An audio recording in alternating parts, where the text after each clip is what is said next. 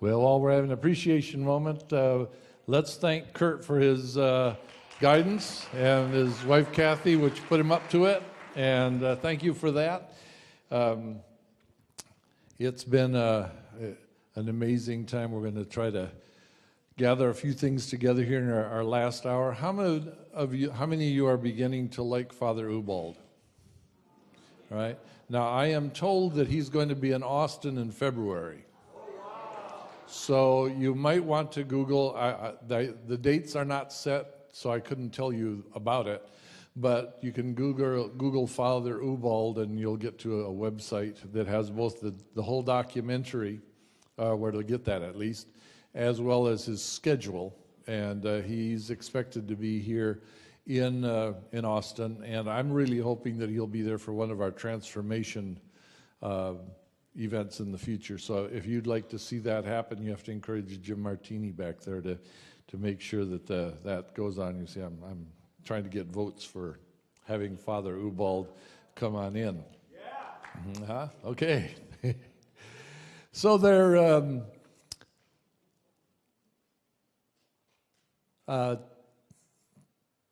What I'm hoping that we're having here is a look at common Christianity. The fact that it seems a little rare to us is rare in all the wrong ways, not what we mean by rare leadership, but this is actually common Christianity. This is not something very strange that has just happened and fell out of the blue. The whole thing is we sometimes have to get out of our comfort zone to understand what God's doing in other people's lives. And so as we're looking at Father Ubald again as an example, we're going to look at the last of the videos that we're looking at in that's a little section again from the documentary about the fourth element in rare. And you remember what the rare elements are? Remaining relational, acting like ourselves, returning to joy, enduring suffering well, yes.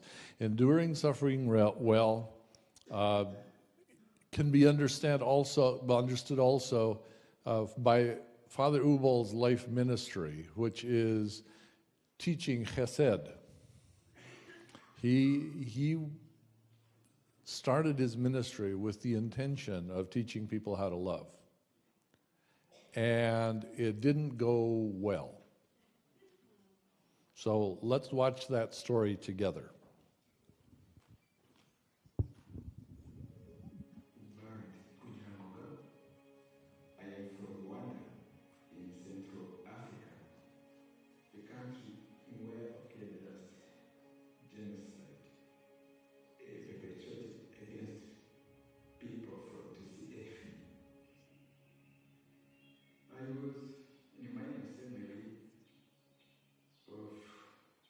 Saint Pius X.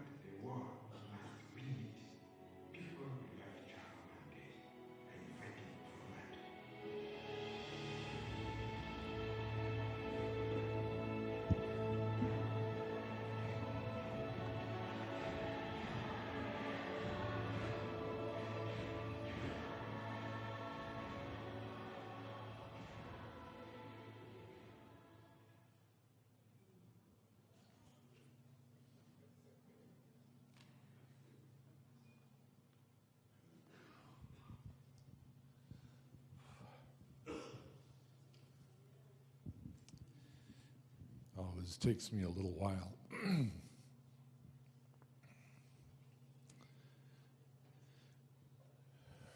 So Father Ubald and I were having breakfast one time. It's interesting, fixing breakfast with him. It's the only meal he knows how to cook. But he's very good with breakfast. And so we were fixing breakfast, and we were talking about this sense he had about the 45,000 parishioners that have been killed, and a profound sense of failure in his ministry. Because these are the people he had gone to teach about love, and he'd spent 10 years doing it. So one of the reasons I want us to think about that is you might be a little discouraged with the kind of results you've gotten in your life, in the lives around you, in your community.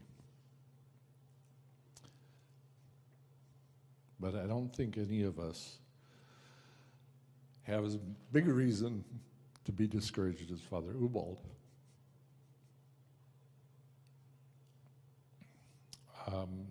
I just am moved by that. And what we did was we sat down and we had an Emmanuel moment, Father Ubald and I. And I asked him, to think of being thankful and to ask God what he wanted Father Ubald to know about where the Lord was during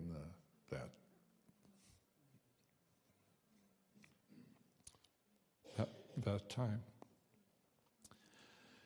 And I don't know what the Lord did or showed Father Ubald, except I watched the peace come over his face.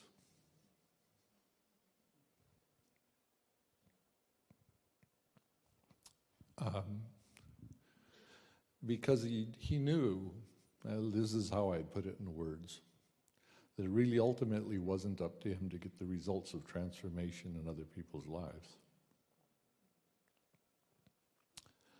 but was up to him to learn how to endure hardship well and be God's presence so that people would have a chance to learn.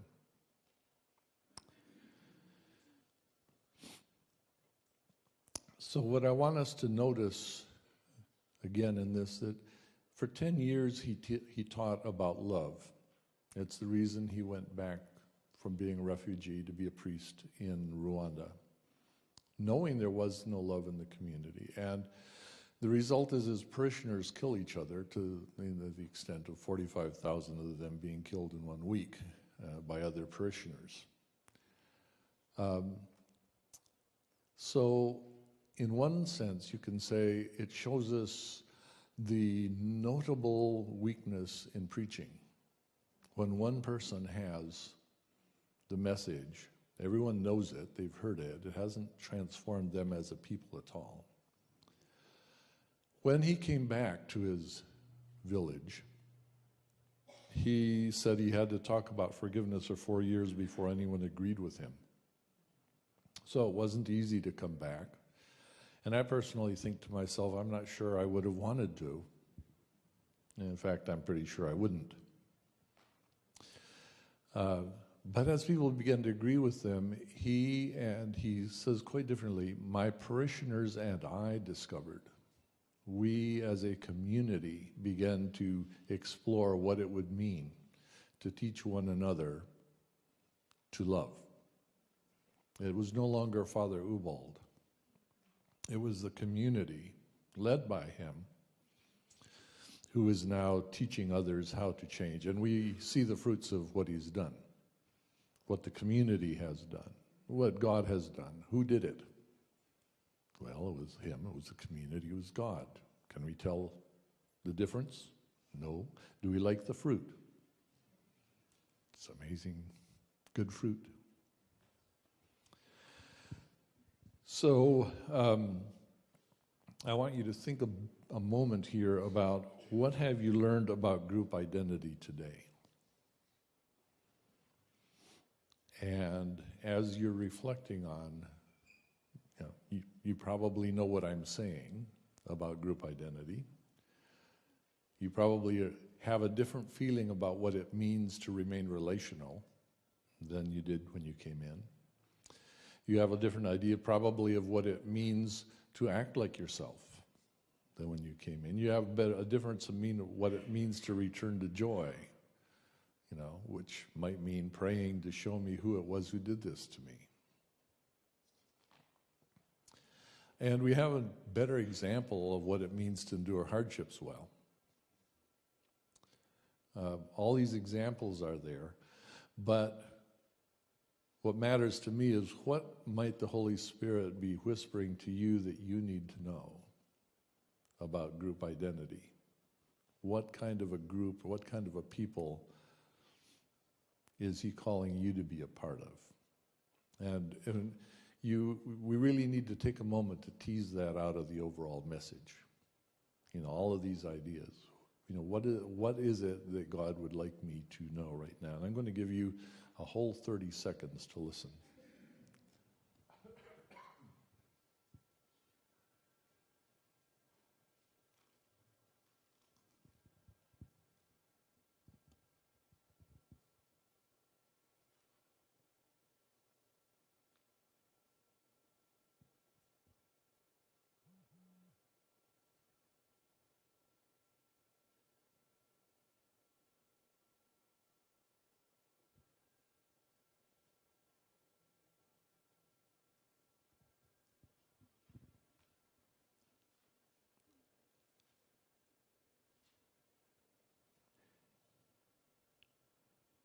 And now, where would God have you start? What is the starting point for your next step?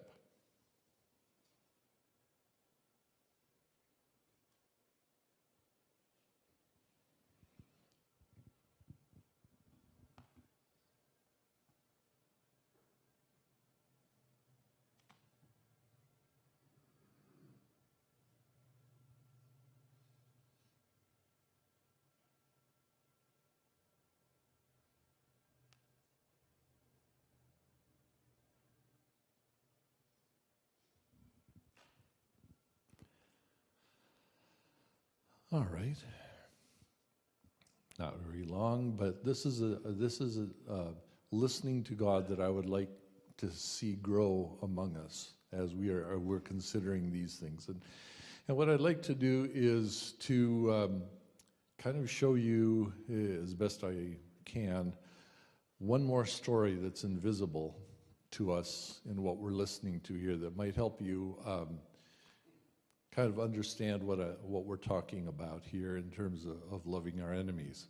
And this actually is the story of what Father Ubald represents to me.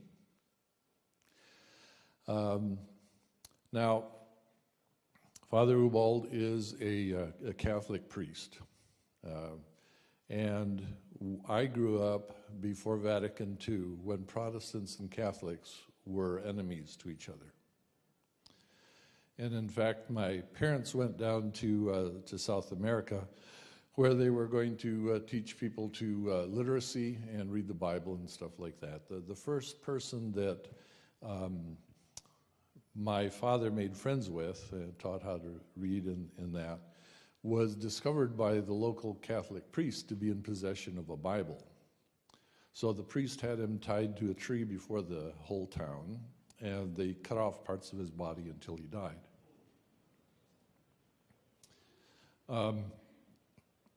To the end of his life, my father had a very hard time with that. Now, my mother, who was down there also, she became very sick. In fact, what she had was appendicitis. But the doctor, being Catholic, decided that a good way to get her to die would be to tell her that she needed a vacation in the mountains, so she'd go up there, her appendix would burst, and she'd die. But her appendix burst before she left. So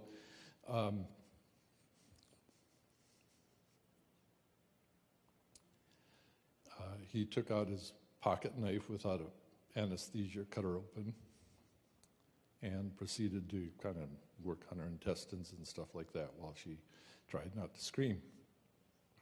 Because, again, hoping that she would die because she wasn't Catholic. Every Saturday morning about 4 a.m., I would wake up as the local Catholic priest would lead all the people down the hill in a procession. And they would stop outside of my bedroom window and pray curses on me. In fact, I learned all of the Catholic prayers and songs from that, waking up terrified every Saturday morning. When I was a little boy, would come by our house, and they were asking my mother to take off my shoes so they could see my feet. And then they'd run away laughing, and my mother wanted to know what that was about. And so she finally got them to tell her that the priest had said that since we were Protestant, devils actually had hooves on my feet instead of feet, and that's why my parents put shoes on there so people couldn't see what devil's feet I had. And so they thought it was hilarious then when they, would take that off. I grew up terrified of anybody in a Catholic priest robe, of seeing a crucifix. I remember one time they had several times surrounded our churches and burned them down with everyone inside. And I remember being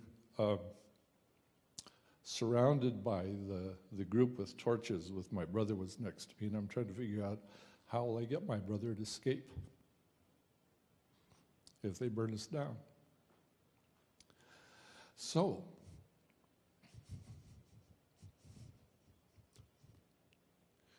when you look inside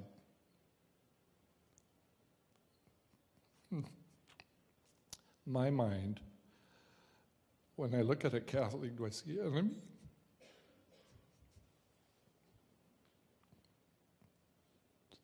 Or brother?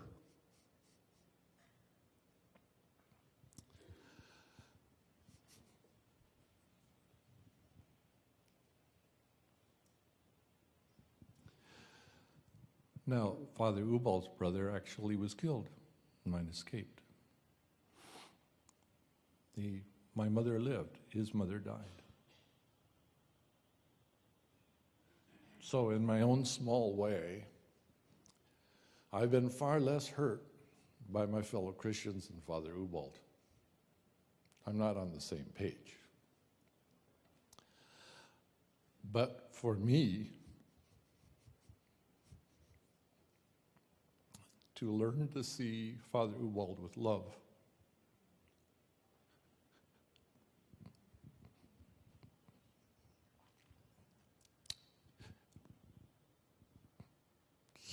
something had to change.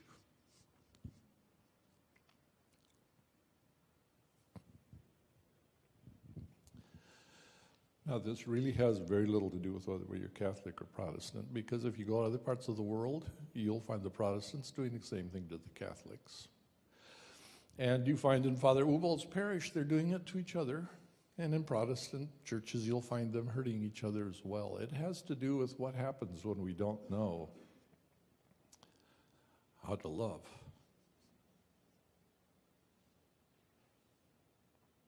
And I'm learning in my own life this way of love. So when I specifically picked Father Ubald as an example, it isn't simply because it's an extraordinary testimony.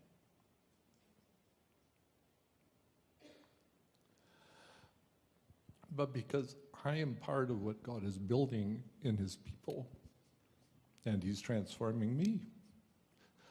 So when I look at Father Ubald, and really Catholic priests generally, that old reaction, that terror, it's not there.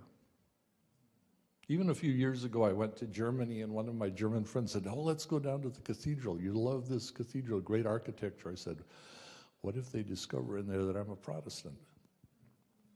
Because I remember at one time trying to sneak into a cathedral as a child and being discovered and fleeing in terror to see if I could, escape before I got killed for having shown up inside.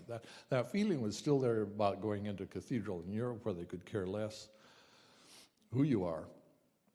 I mean, that's totally secular society, but the feeling was still inside, you see. My reaction had not changed.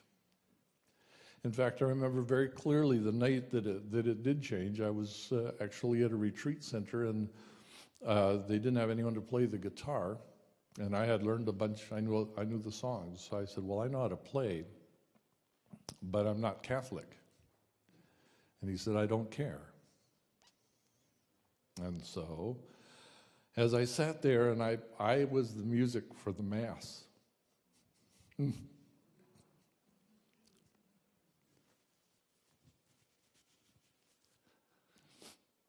Something changed inside me as God has begun to show me that the way my brain understands things and the way it reacts doesn't really reflect life in His kingdom. You see? I know what I'm talking about. And I think you know what He's talking about to you. All these old reactions, they really got to go. We must learn to love the way our Master loved. To the point where at the Last Supper, He could, at the time that He was betrayed, He could still offer fellowship to the one who was going to betray Him.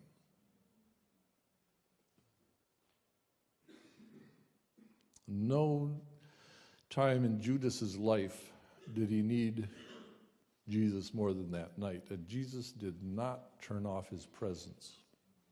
He did not disconnect. He did not say, well, if you're going to do that, I am not going to be offering relationship to you.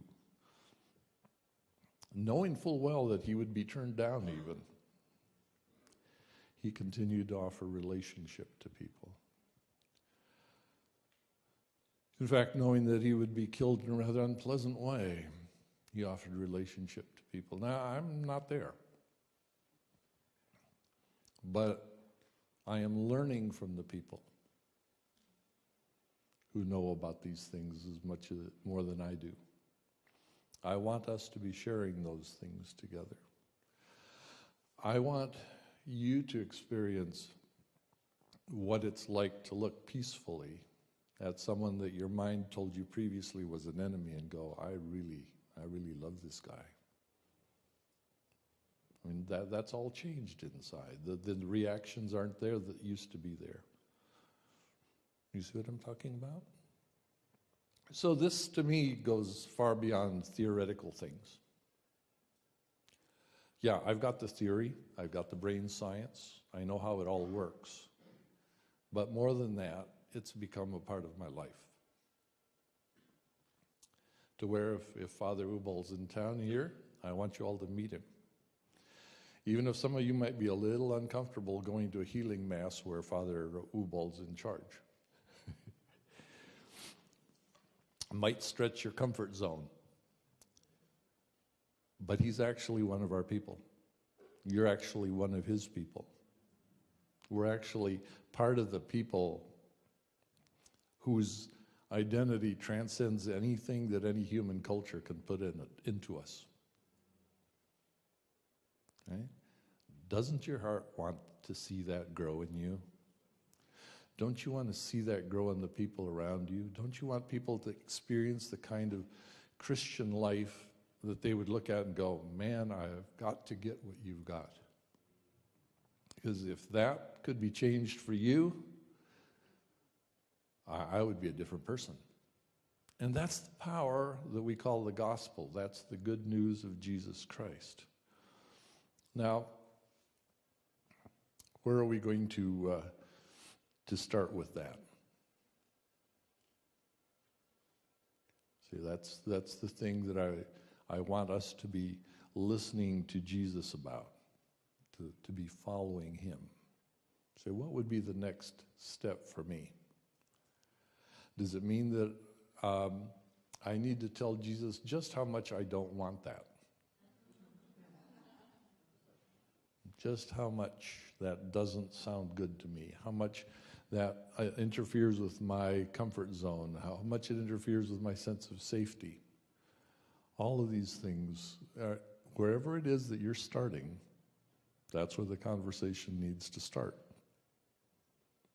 And it starts where we're having trouble, right? And it also starts with a desire in your heart to be something that's really a little bit rare. Someone who can remain in relationships with other people even when things aren't going that smoothly. And when you're there, you're learning how to act like yourself. Really the simplest one always is acting like myself when I'm angry. Would it be that you're exactly the same person that you are when you're joyful at the time that you're angry? So think about someone you're really glad to be with. All right? Would I be the same person when I'm feeling angry with that person that I am when I'm feeling glad to be with them? See, there's nothing in your brain that opposes that idea. But often what's missing in our brain is how would we actually relate to somebody how differently than how we know how to be angry. So our brain pulls up this blank spot, right? Why do we get angry with people anyway? Because they're important to us. You know, as the people aren't important to you, it's hard to get very angry at them. And what are we usually angry about? It's because what's really important to us in this relationship isn't happening right now. So what do we do when we're angry with them? Does it improve the relationship and improve the chances that the things that are important to us will be happening? Or in fact, make it harder? And you see, this is what we need practice doing. These are the relational skills. This is what it means in the book, Transforming Fellowship. How would we move so that when we're in fellowship, we actually learn how to do relationships better? Not only would that transform fellowship, which is one of the meanings of the books. You know, fellowship in the U.S. means what? Donuts and coffee? Potlucks? If you're in the north, you'll have a hot dish. That transforms nobody. Right? We think of fellowship as inert. Yeah, it's something we have just, kind of nice. But it's inert. It doesn't have any transformative qualities. What we've looked at today is in this documentary is the evidence that actually fellowship is where transformation happens. That's what I'm trying to make a case for today. As long as our fellowship stays inert, we don't really change very much. So not only does transforming fellowship mean we want fellowship that transforms us, but we're going to have to actually go back and be change agents to say, I think we can get more out of our fellowships than we're currently getting. And that doesn't mean just upgrading the coffee bar. Having nothing wrong with upgrading the coffee bar, I'm sure, but that's not really what fellowship is about. Okay? So that's what we're talking about here today. And what I want us to do then is to find a starting point, and we're going to have a little fun doing this. What we're going to do, again, is get back to the central point of building attachment or chesed. Chesed is a sense of that we're connected with each other, right? Fellowship, connection. And if you're going to do that with the human brain, one of the things you have to do is pay attention to each other at the right times. So I'm going to try to concentrate a brain lecture into a very short time, which sometimes is very effective and sometimes it just causes confusion. So let's see if I can do this usefully. When you look at a brain with post-traumatic stress, you know what post-traumatic stress is? Something bad has happened to the brain, and afterwards it's not running right. If If you're looking at a brain with post-traumatic stress, a lovely study out of Australia indicated that if you look at the four different quadrants, the front of the brain and the back, front, left and right, so those 4 different areas, someone who doesn't have post-traumatic stress, those 4 parts of the brain are actually working together. They're synchronized. The brain has 5 value systems in it. And what the 5 value systems in the brain do is it tells your brain something important is happening right now, pay attention. So normally there's all this buzz going on, our brain is doing whatever it's doing, but when something important is happening, we have to stop and quiet our brain down enough to pay attention to what's going on.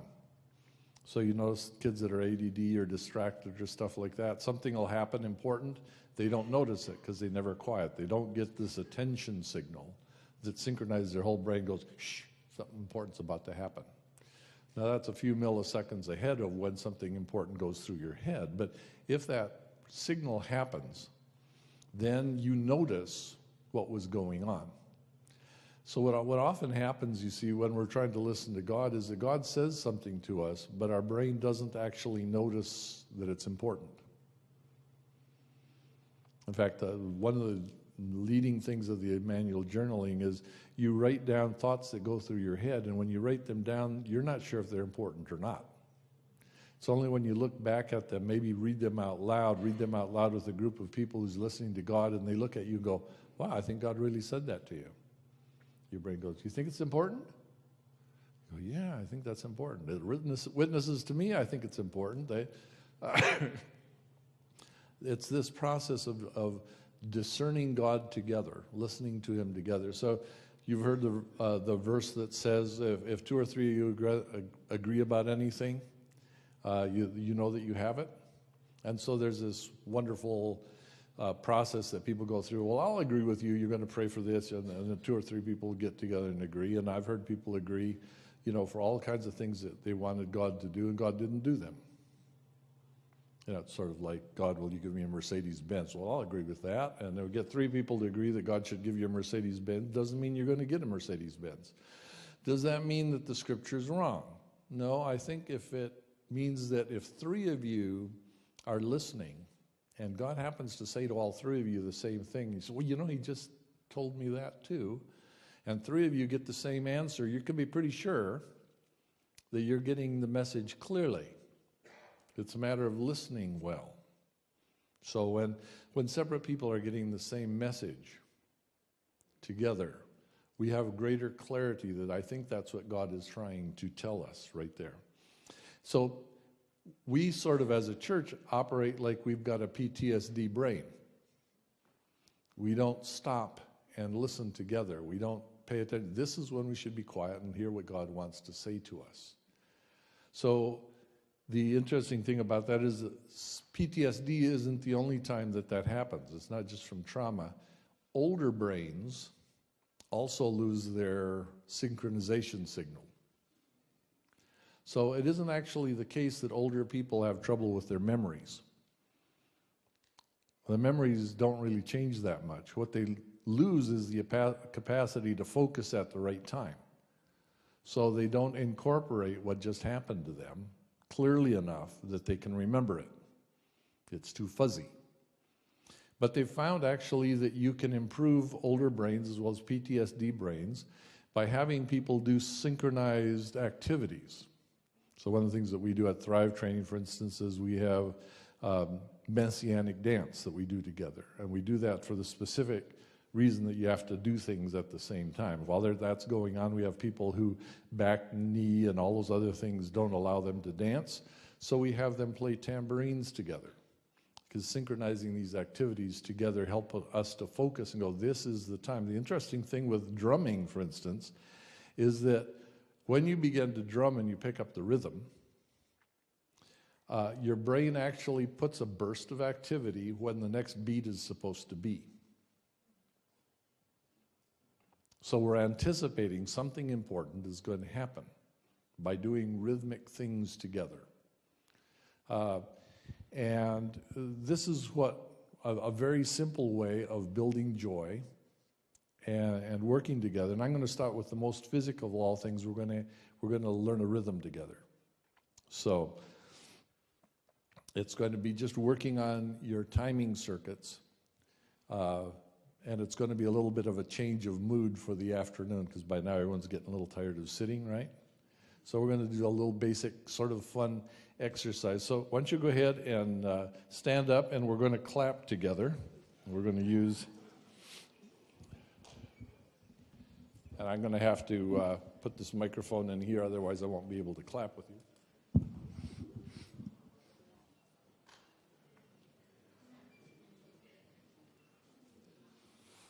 All right. So here we go. We're going to clap 1, 2, 3, 4. Not too difficult to begin with, right? So 1, 2, 3, 4. 1, 2, 3, 4. 1, 2, 3, 4. Okay, that's a simple 4-beat clap, all right? So now we're going to put reggae into it. And what will happen is for reggae, you don't clap for 1, but you clap for 2, 3, and 4. So it's 1, 2, 3, 4. 1, 2, 3, 4. 1, 2, 3, 4. 1, 2, 3, 4. Now you notice, in order to keep myself from going 1, I put my hands out to the side, so I go 1, 2, 3, 4. Now to make it a little bit more reggae, we're going to add an extra beat with the 3. So it'll be 1, 2, 3, and 4. 1, 2, yeah. My brain didn't go 1. So 1, 2, 3, and 4. 1, 2, 3, and 4. 1, 2, 3, and 4. That's you've got down the reggae beat already. Bet you didn't think you were going to do that when you got here. Now, here's what we're going to do then. On the 1, we're going to say Jesus. Right? So we'll go Jesus, 2, 3, and 4. Jesus, 2, 3, and 4. Jesus, 2, Jesus. Now, we're going to add something else. Your brain is now anticipating Jesus when we say that. So now, instead of saying Jesus, I want you to look for his presence when we have that blank spot right there. So we will go 2, 3, and 4. 2, 3, and 4.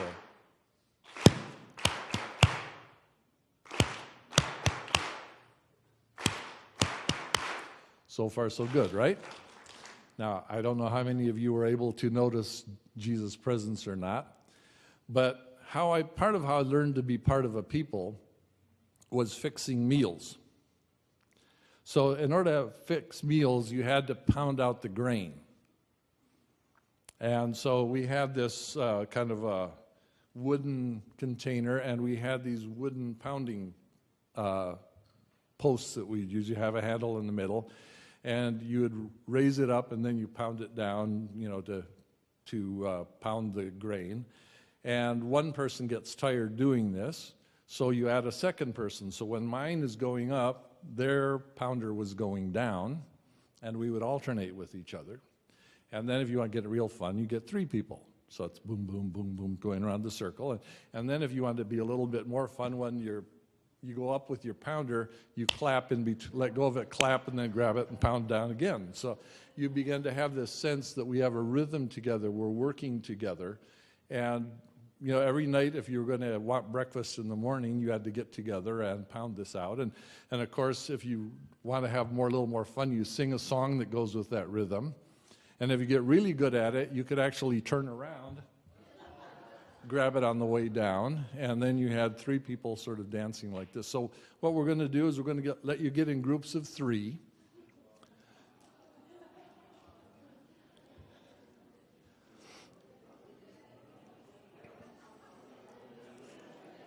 Okay? Groups of 3.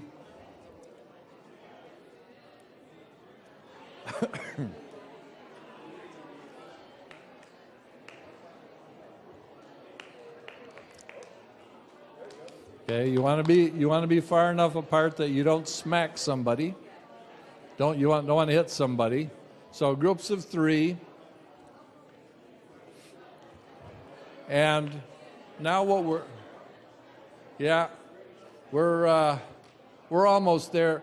This is the hardest part of the exercise, is getting in a group of 3. It just really does challenge. So everybody can identify who your 3 people are. Okay, so all together now with your 3, we're just going to go do the 1, 2, 3, 4. We're going to start real simple. 1, 2, 3, 4. All right. Now what we're going to do is we're going to go one at a time. So it's 1, 2, 3, 4. 1, 2, 3, 4. 1, 2, 3. But you only clap when it's your turn, right? So the 3 of you now. Right? 1. Who's going to start? You're going to have to start. Pick who's going to be 1. Who's going to start? Every group. Who's going to start? All right. You're going to start. Going to start. All right. So we go 1, 2, 3, 4. 1, 2, 3, 4. Now you'll notice that if you were 1 the first time, you're 2 the second time, and you're 3 the third time, and then you're 1 the next time, right? So let's do that together now. 1, 2, 3, 4. Each of you turn. 2, 4. 1, 2, 3, 4. 1, 2, 3, 4. 1, 2, 3, 4. 1, 2, 3, 4. 1, 2, 3, 4. 1, 2, 3, 4. 1, 2, 3, 4. 1, 2, 3, 4. 1. It's starting actually to sound a little bit like clapping there. You notice how much more difficult it is when we're taking turns like this? All right? So, now we're going to do that again, only we're going to make it reggae, so 1 doesn't clap. So 1, 2, 3, 4. 1, 2, 3, 4. 1, 2, 3, 4. 1, 2, 3, 4. 1, 2, 3, 4. 1, 2, 3, 4. 1, 2, 3, 4. Okay, doing pretty well so far. Now, whoever's 3 is going to go 3 and. All right, so 1, 2, 3, and 4. 1, 2, 3, and 4. 1, 2, 3, and 4. 1, 2, 3, and 4. But you should each be clapping only on 1. So 1, 2, you're going around the circle. 1, 2. So, you guys want to demonstrate for people? No. Anybody feel like they can demonstrate how this works? Right? So, if I'm 1, I just go 1. Then whoever's 2 goes 2. Whoever's 3 goes 3 and then whoever was 1 is now 4, right? Yeah, so you go 4.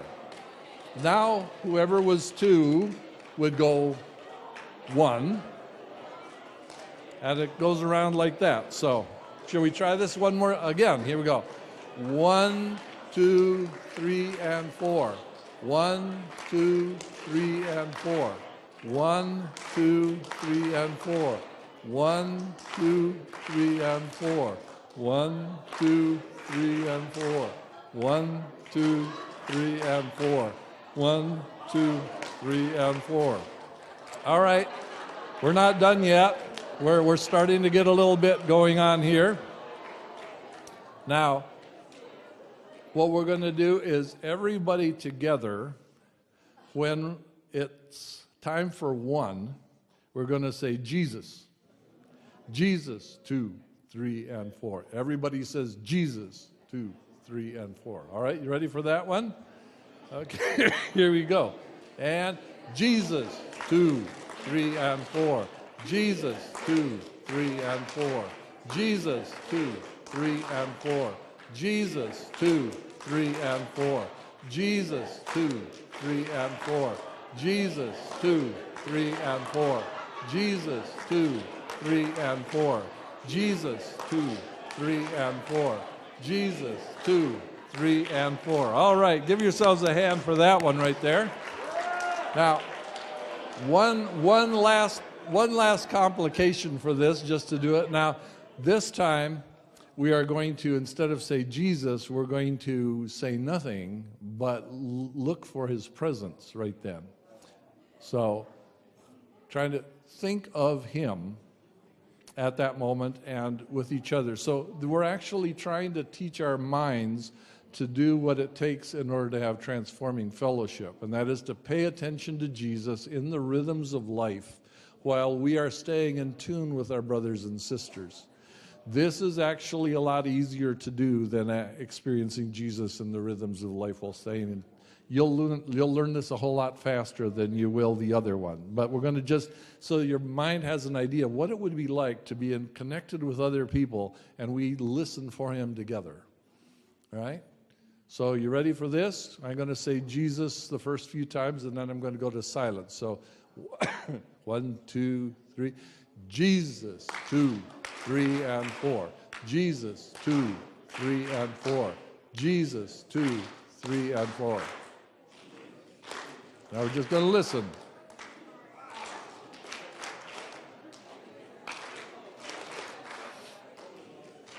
Okay, hold on a second. I hear some of you still saying Jesus.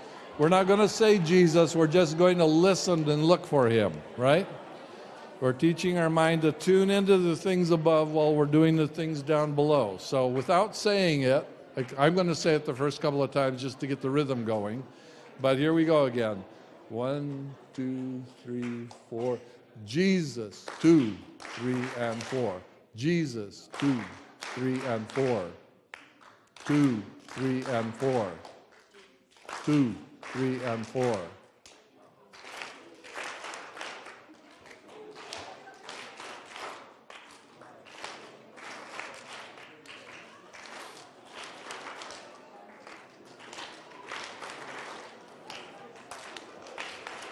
All right, give yourselves a big hand. You see how hard that is. Now, don't break up your groups. No, stay in your groups. Stay in your groups. Don't break up your groups. Stay in the groups of 3. Here's what I want you to do now in your groups of 3. I want you to express something you appreciate to the other 2 people in the group, something you appreciate about them. You just had a moment of interacting together, so that in the group, every one of you say to the other 2 one thing you appreciate about them.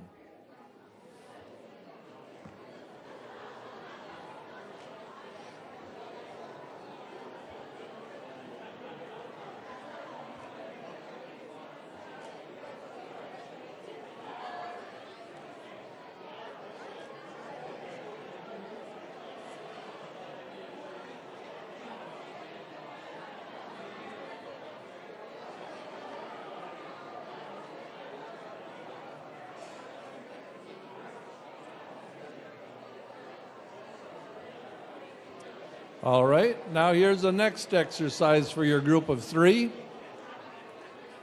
I would like you to express to them something Jesus likes about them. So tell each member of your group something that you believe Jesus likes about that person.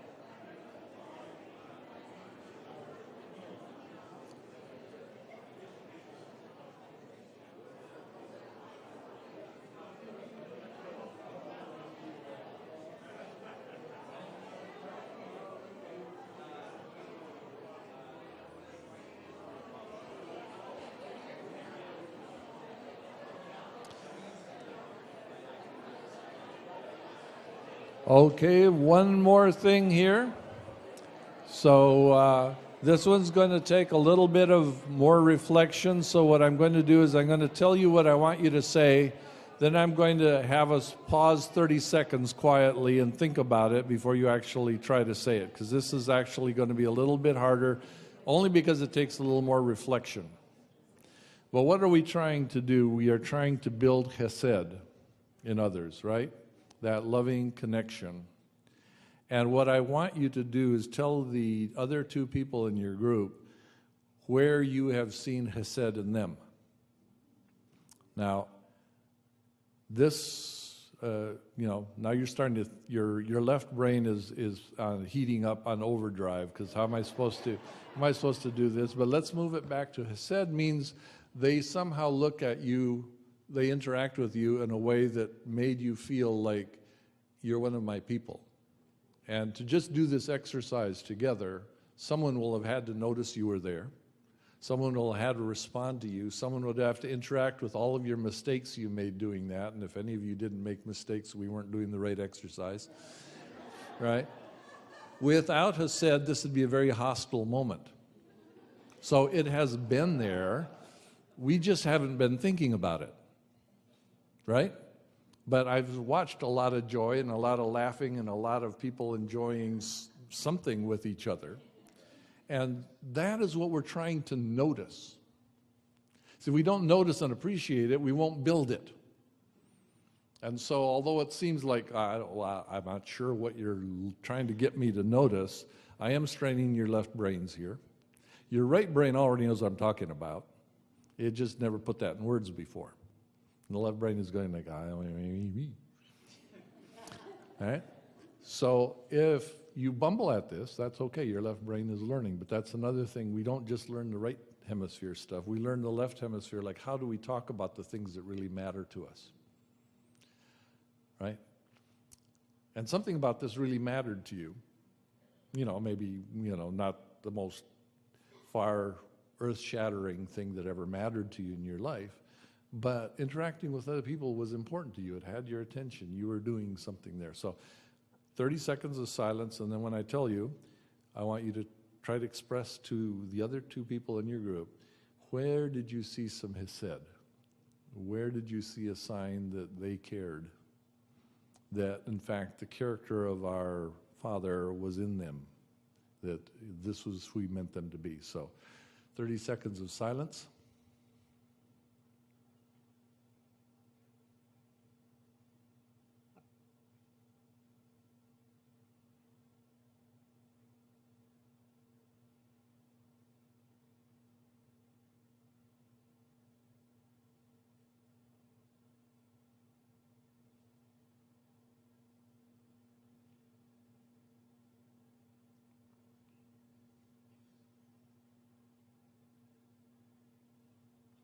Where did you see chesed?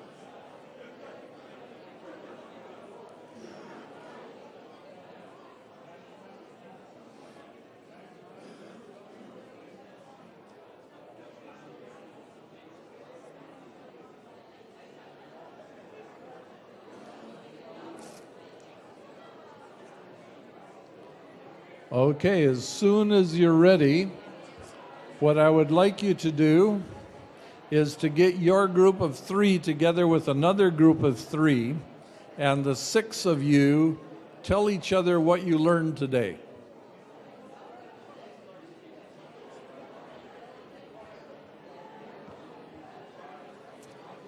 Get your 3 together with another 3, and the 6 of you tell each other what you learned today.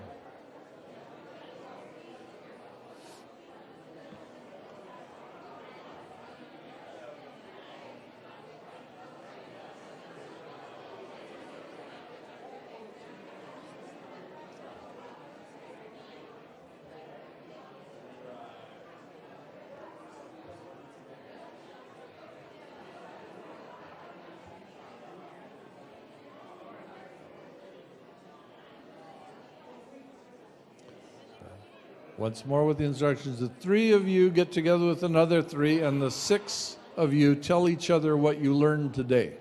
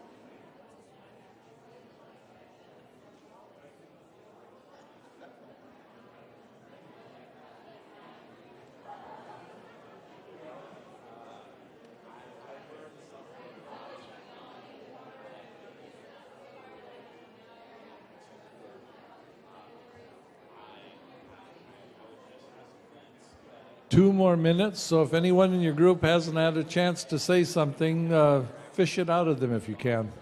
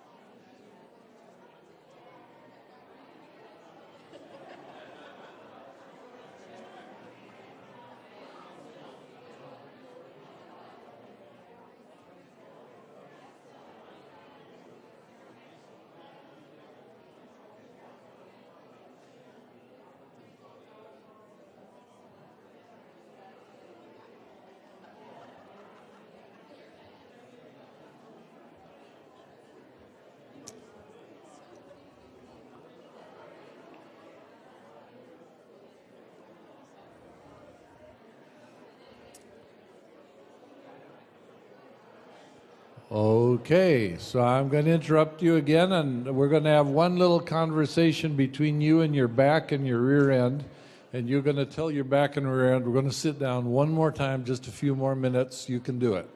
And we'll settle in for the last few minutes of what we're going to do here together today.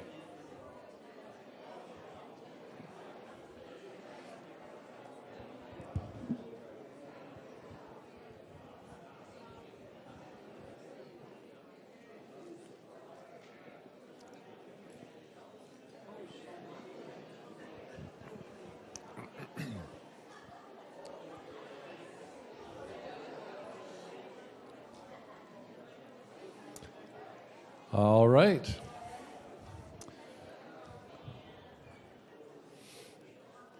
Well, what I'd like to just remind you of right now is that there's sort of 3 elements to the life model, and it's very interesting. The life model has been accepted sort of across the world by just about every Christian group that doesn't otherwise get along with each other. So Catholics, Eastern Rite and Western Rite, Coptic Church has taken this model and says what we want to do with our orphans in Egypt.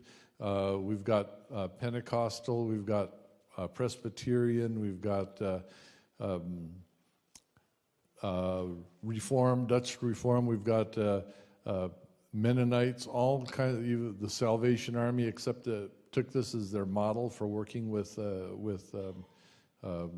recovery programs in the Netherlands. All these different churches have accepted the life model, and it has to do with a couple of little features. One is that what's unique about the life model is it combines multi-generational community with Emmanuel guidance, God's presence with us being what guides us, and developing relational skills with other people. And the reason that it's been so widely accepted is that every place in the church you go, we're having trouble with those things. So you don't have to agree with about theology at all. I'm not saying that theology is not important. I'm just saying that theology isn't what transforms you. It's what guides you when you need some guidance. You know, the left side of your brain is set up for problem solving. And sometimes we have a problem and we say, well, I better find out what's true because I'm going to solve this problem according to what's true. That's part of whole brain leadership. So you don't want to delete what's true just so you can have relationship. That'll be a disaster. But don't expect that just understanding what's true is going to change you. That's what I'm trying to add to this. So the church across the world, and all the different theological disagreements they have about what or might not be true, what everybody seems to agree with is that we really need to have better, more loving relationships than what we've got going on right now. That's a need for the church everywhere we go. And that's why these three elements come into play, because it's usually what the church forgets. That we're part of a multi-generational community in which we have to experience God's presence in real time, or it's not going to do us much good. And when we do that, it's got to show up in our relationships. So we're actually practicing better relationships that are more like us than we would be otherwise. So it's really not that complicated, is it? And it doesn't require any kind of Western education or anything else to sort of realize that those things are true. But what I wanted to say all that for was to mention where you are in the multi-generational community right now. The whole idea of multi-generational community is that there is a flow of God's life through us to others. So there's people upstream from us. And today I have done my best to try to be an upstream person for you, to say, here's the things about being Christian that you might not have been thinking about. Here's the experiences that I have that if I were to tell you about them, they might show you something that you hadn't put into words before. You probably noticed it. You probably knew something was going on over there. You just probably didn't know how to talk about it quite well. So putting that in words for you is what an upstream person can do. Now, that doesn't mean that tomorrow I won't need someone to be an upstream person for me, right? Especially if my brain turns somebody into an enemy, I need an upstream person now who can look at this differently and help me with it. So no one is upstream because you have arrived. You're just sometimes we're upstream from other people. And one of the things that we did when we were running a counseling center is that we asked everybody, what is it that you have to give to someone else? We never found a single person that didn't have something they could give, some area in which they were upstream from other people. So that also means we are looking for people who are downstream from us, right? So if I have helped you realize something today, you are now upstream from somebody who doesn't know that yet. So it's going to shift as fast as you are going to walk out the door. From you feeling like you are downstream to now you're upstream. Because there are no upstream people and no downstream people. We just have some upstream moments and some downstream moments. Sometimes it's pouring into us, sometimes it's pouring out of us. And that's just about to change in an instant as you walk out the door. And so I want you to realize that what you've received today wasn't just for your soul benefit alone, but to make you an upstream person to someone else tomorrow. And that doesn't mean that you're going to always be upstream. In fact, the same person who might have been downstream from you at one moment might be upstream from you the next, because in this area, they remember a little bit better what it's like to be one of the family of God than you do. So we have those moments when we need someone else to remind us, and sometimes when we want to remind other people. And that's what I want you to consider engaging in actively. The last thing is that people often ask me, well, what should I say? And what I tell them to do is this: Imagine if you were to walk outside the room and tell somebody what was happening. What would you tell them? Oh, I'd say this and this and that. Consider saying that while you're still in the room. Most of the time we know what to say. We just can't imagine that we would say it. Now, don't let yourself feel condemned if you don't learn that real fast. You might have to actually go outside the room, tell somebody else, and then think to yourself, I could have said that while I was in there.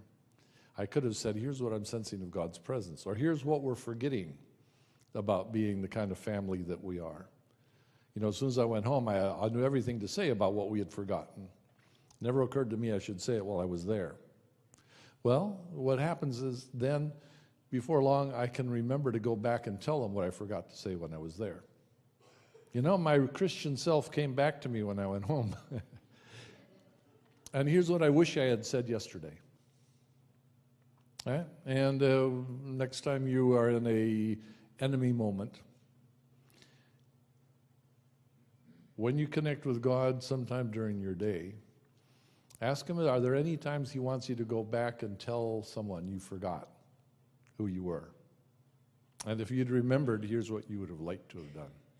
You'll find that'll begin to transform even the most common moments for you into something that is kingdom-like, and people will begin to see in you the resemblance of being a child of God. And that's my prayer for you, that we might all become children of God.